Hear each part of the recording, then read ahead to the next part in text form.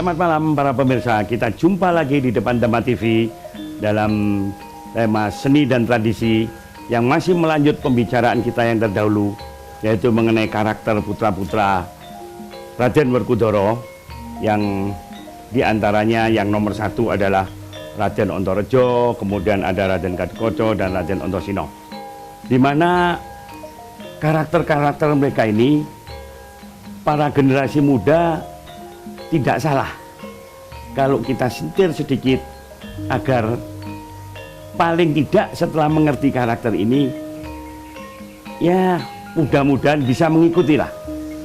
Karena wayang itu tidak hanya sekedar suatu tontonan, namun juga tuntunan. Nah, tuntunan ini yang kita harapkan dari generasi muda di dalam mengenal karakternya, supaya bisa melaksanakan tugas-tugasnya, terutama di dalam suatu tradisi negara yang agak ya Mas Hadi ya, agak enggak tahu nanti agak yang bagaimana, tapi untuk melanjutkan itu katuran Ki Dalang Mas Hadi Ki Dadi untuk membuka. Irikata risang putra Pandhawa kinen mapakarga suta. Oh, teka pira Kresna manir manguti saktinira kaya mangkono krudha ing Nuswantara. Oh. Terima kasih Ki Dadi, matur nuwun para pemirsa. Karena Ki Dadi memang ya dalang, termasuk dalang senior, sehingga kalau bebuka ya seperti tadi langsung isinya menjelaskan bahwa pertemuan kita ini menjelaskan tentang putra-putra Pandawa. Ki Warno, monggo katuran kembali kepada masalah putra Werkudara yang pertama, yang namanya Raden Antareja. Raden Antareja ini kalau menurut versi di Jawa Tengah ada dua versi.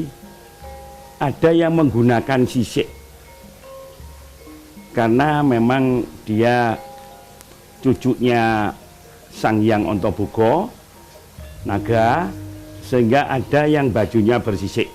Nah, ini akan saya tanyakan kepada Ki Suwarno, kenapa perbedaan itu muncul, atau karena memang pada saat-saat tertentu dia muncul sebagai seorang kesatria, tapi saat-saat tertentu juga muncul sebagai yang kelihatan sisiknya. Monggo katuran gimana? Nggih. Kata singkang kalau mau sampun dipun dawuhaken kalian Ki Dadi Kusumo bahwa Antareja itu sangat sakti.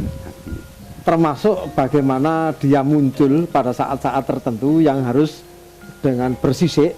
Ya. Pada saat-saat tertentu dengan tidak memakai sisik. Nggih.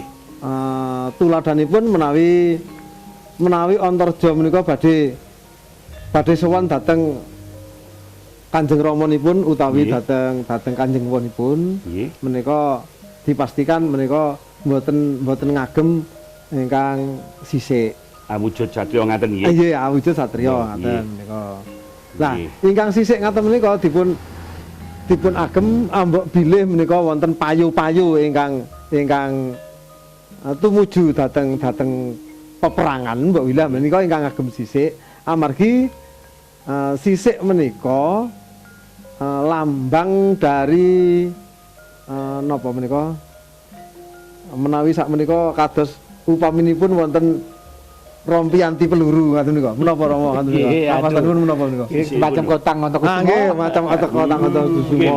Niku Gathotkaca ingkang kutang. Nah, ingkang dipun agem Antakusuma kados menapa? Antareja kados ngaten menika. Dados sisik itu wujudipun utang. Nggih. Sebagai tirai atau sebagai penyelamat kulitnya pada saat berperang. Nggih, saat berperang terus medalipun sisik naik badhe perang. Mbok bilih ngaten menika. Ngaten, matur nuwun Ki Warno, matur nuwun.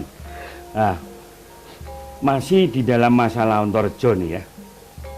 Karena memang Rejo tadi minggu lalu Ki Dadi juga menjelaskan maksud dari Antareja itu yang berkaitan dengan masalah kesaktian Ki Dadi. Karena saya juga berpikir bagaimana karakter bangsa pemuda kita untuk mempertahankan Ibu Pertiwi, itu digambarkan Antareja ini yang memunculkan diri. kira-kira yang dimiliki kesaktian Ontorojo yang lain apa Ki Jati? Monggo, aturan. Jadi pada waktu Ontorojo merasa sakti, jadi tak ubahnya dengan secara fisiologi. Anak-anak kita sekarang itu kan saking dinamika pemudanya, itu timbul dan bergejolak secara revolusioner, tapi mungkin tidak tersalur karena secara sosial politik ya. Negara ini kurang memberi akomodasi, kurang memberi lahan, kurang memberi rel oleh mereka, sehingga luapan dinamika itu timbullah benturan-benturan antar mereka sendiri. Dan mereka itu mungkin sulit berkomunikasi dengan orang tua-tua, maaf dalam arti umum, bukan ibu bapak mereka ya.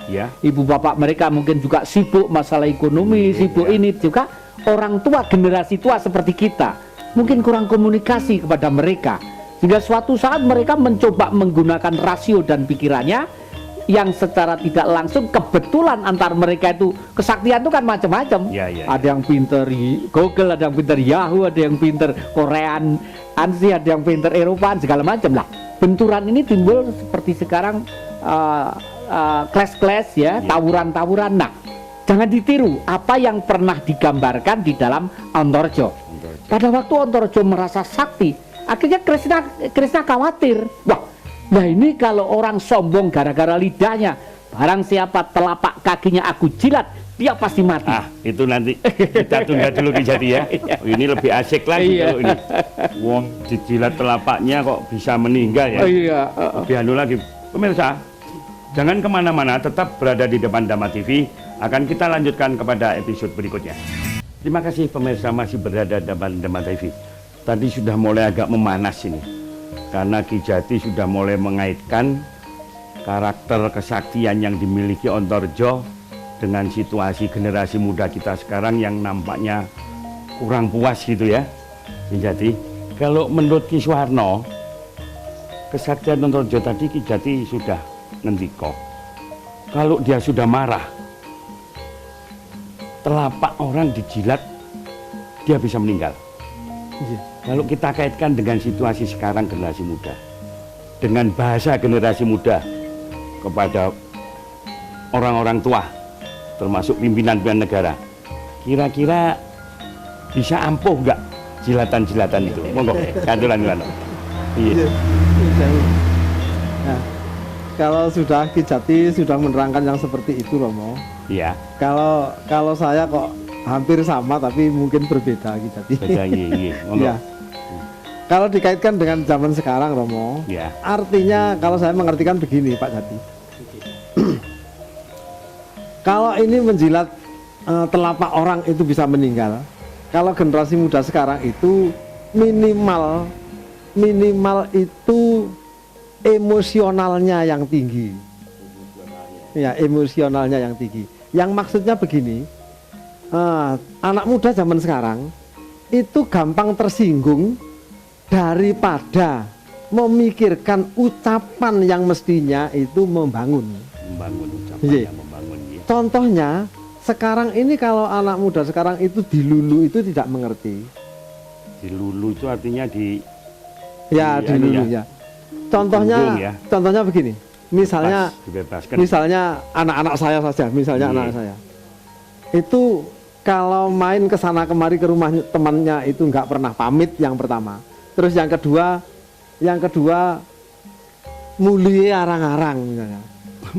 Mulia arang-arang. Ketika pulang, terus orang tua kan mesti gregeten Romo itu seperti itu.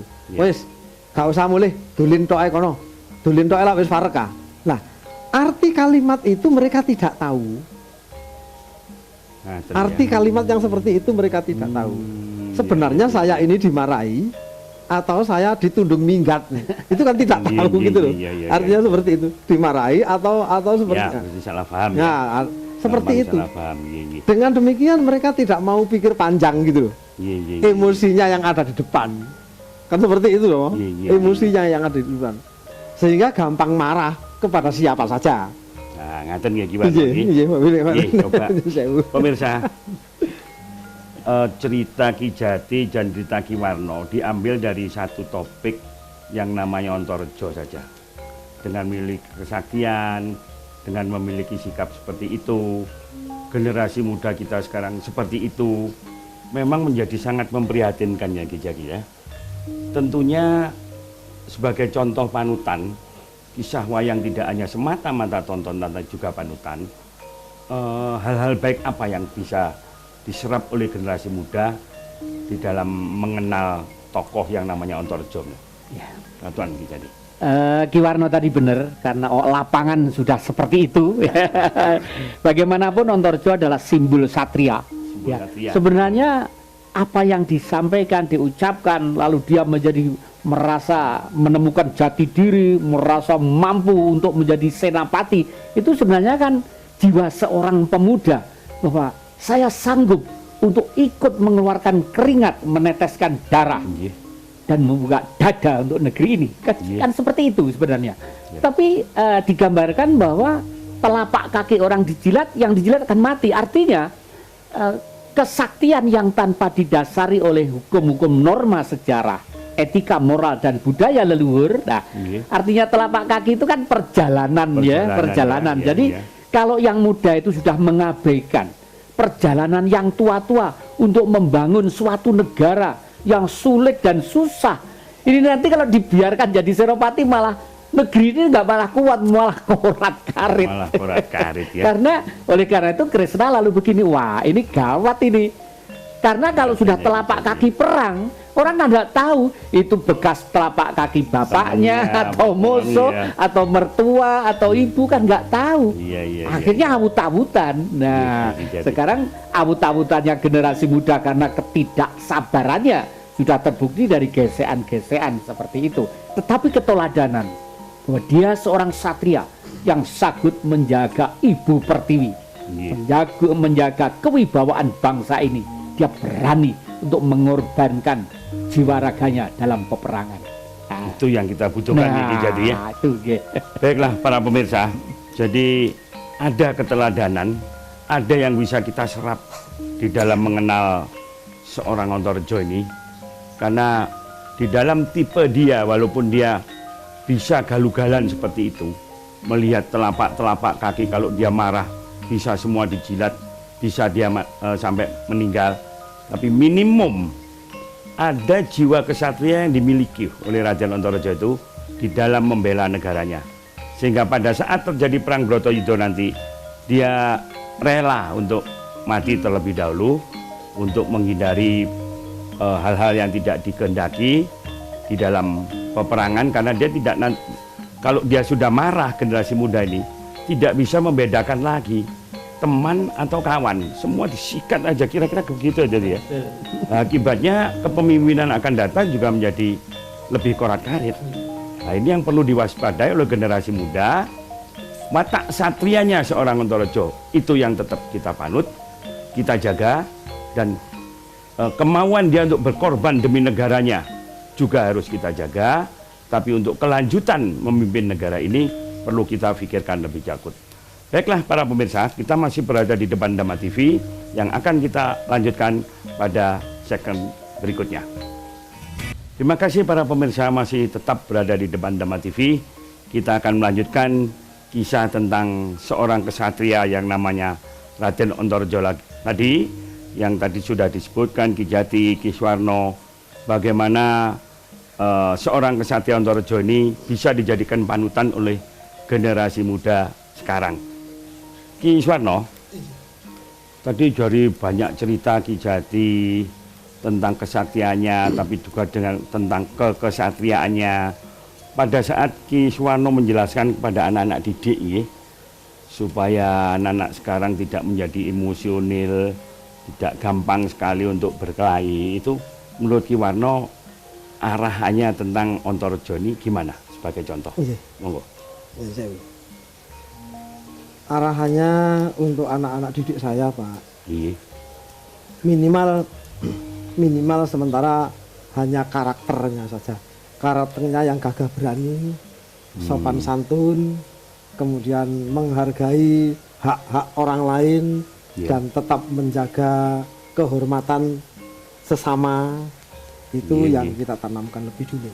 Oh, ngaten ya. Contohnya pun upami umpami Gatotkaca menika pinanggih kalian Antarja. Oh, Utawi adikipun, sakwangsulipun nggih. Ya, adikipun nggih. Utawi sakwangsulipun Nggih. pinanggih kalian sederekipun Kang Masipun nggih, Kang Mas. langkung sepuh.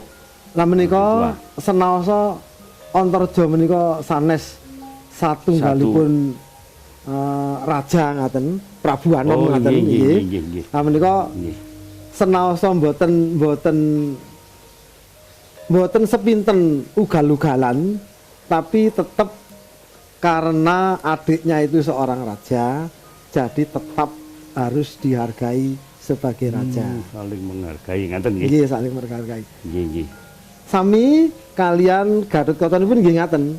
Senaosa Gatotkaca menika raja, tapi Antareja itu adalah kakang masnya, Kakaknya ya kakaknya. tetap sangat Mau menghargai. tidak mau Gatotkaca juga menghargai betul dengan kakang masnya itu, Nggih, nggih. bukan sebagai raja. Nggih, nggih, nggih, nggih. Ngaten Ngaten niku. nggih.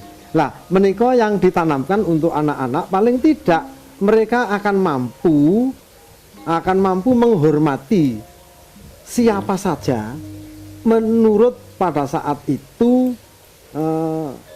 beliaunya menjadi apa. Pada Nah, saat nggih, nggih. nggih, upaminipun kados tiyang sepuh upaminipun kula ngajari lari-lari. Kleresan menika kala wau wonten tamu, upaminipun tamunipun menika senior-senior dalem. Iya. Nggih. Nggih. Paling tidak mereka harus bisa menghargai karena itu adalah seniornya Pak Warno. Oh, ngaten ya. Nggih. Atur nuwun Juwana. Nggih. Sami-sami, nggih. Para pemirsa, ternyata karakter para kesatria ini tentang tata krama nggih, Mas Nggih. Juwana, itu sangat diperhatikan. Jadi mereka orang-orang yang sakti. Bahkan adiknya Antareja yang nama Gatotkaca itu raja. Tapi mereka bisa saling menghargai pada saat pada tempat yang tepat. Nah, ini perlu saya tanyakan Ki Jati ini ya. Itu sebuah contoh ya Ki Jati ya. Iya. Dan tentunya kalau para pemirsa Waskita betul-betul melihat contoh-contoh semacam itu, kenapa sih situasi kita sekarang kok beda? Apakah kira-kira kurang contoh-contoh yang ditunjukkan oleh wayang ini kepada masyarakat, atau memang volume pementasannya kurang sehingga tidak bisa dinikmati generasi muda, atau memang generasi muda itu kehilangan jati diri, mengenal seninya sendiri nggak tahu, padahal itu banyak contoh-contoh panutan yang bagus. Kira-kira menurut Ki Jati gimana? Iya. Jadi terpaksa nanti itu ada hukum Tuhan, mohon maaf saya pakai istilah hukum Tuhan, karena hidup kita sebenarnya itu diatur oleh hukum itu sendiri. Lah, Ya, betul. orang-orang yang menggunakan rasio dengan begitu dominan, dia pengen mengejar cita-citanya sesuai dengan rasio yang dia miliki. Iya. Satu contoh pada waktu zaman reformasi, demikian gegap gempitanya.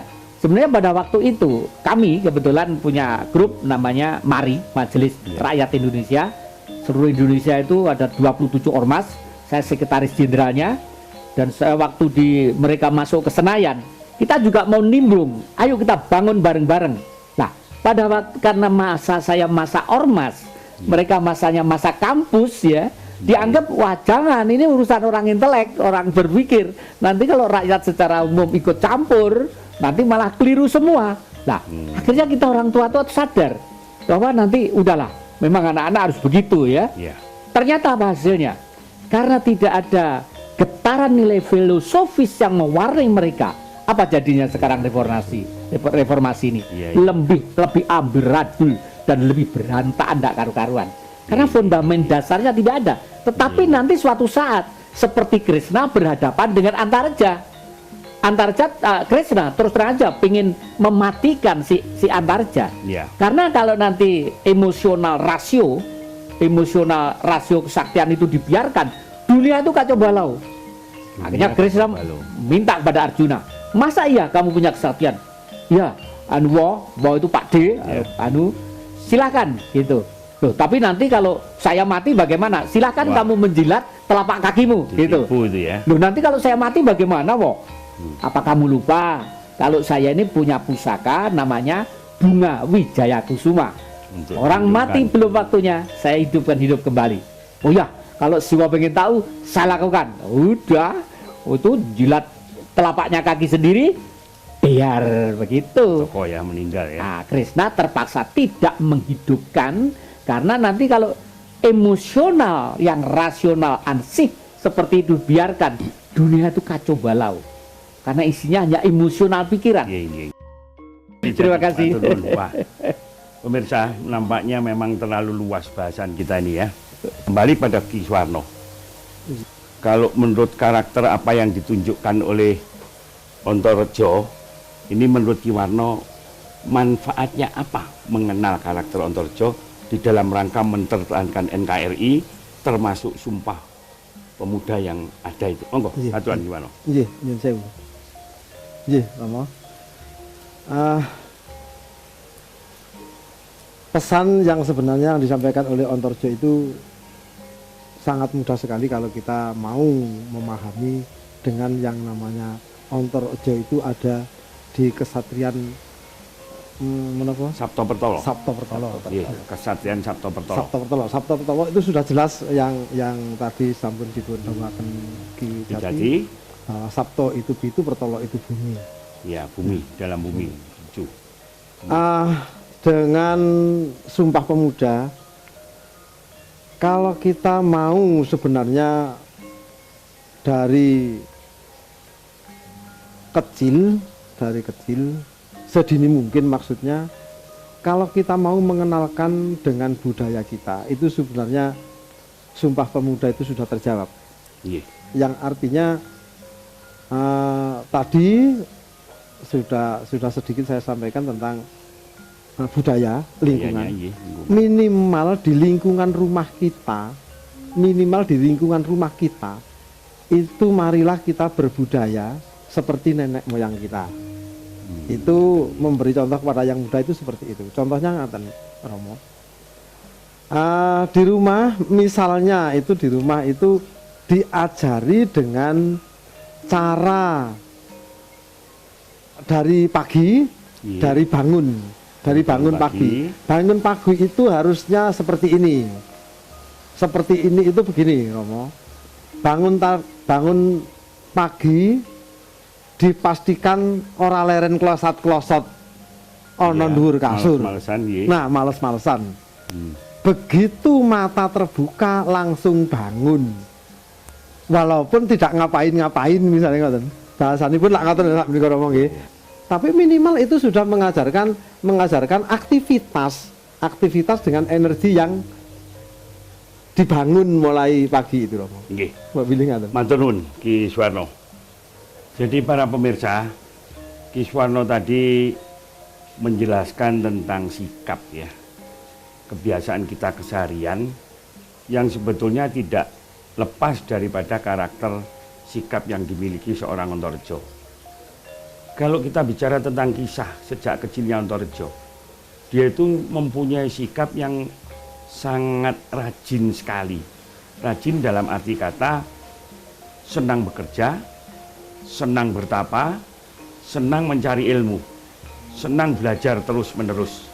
Ini karakter Ontorejo juga seperti itu, sehingga tidak ada rasa bangun tidur males-malesan. Males-malesan, iya. Seperti gitu ya Ki ya. Betul. Saya pengen nambahin sedikit ya. Iya. Itu kan sifat bumi. Iya, Nggak sifat mungkin bumi. kan kita hidup tanpa bumi. Ya. Meskipun Ya. rumah itu kecil, kos-kosan kek, kontrakan kek, atau rumah sendiri, peliharalah dengan baik, penuh dengan cinta kasih. Itu gambaran sang Gambaran Ontorejo. Sang Ontorejo.